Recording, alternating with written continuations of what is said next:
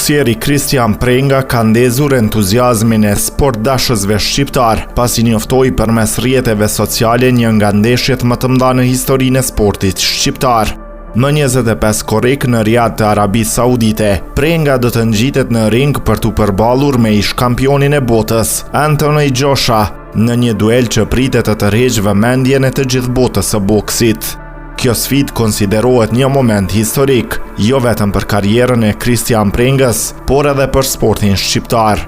Vetë boksieri shqiptar është shprehur i bindur se kjo do të jetë nata që do të ndryshojë gjithçka.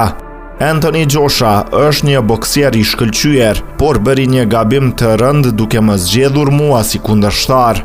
Kjo është ndeshja që ndryshon gjithçka për mua dhe për të, ka thënë fillimisht Prenga.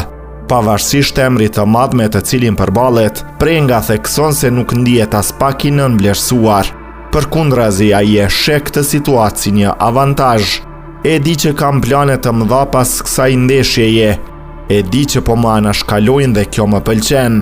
Do t'u aprish planet dhe do t'a trondit botën në korrik në Arabinë Saudite, përfundoi boksieri shqiptar. Kristian Prenga hyn në këtë duel me një rekord mbreslënës prej 20 fitoresh dhe vetëm një humbjeje, ndërsa të gjitha fitoret e tij janë arritur me nokaut, një statistikë që e vendos atë ndër sulmuesit më të frikshëm të peshave të rënda.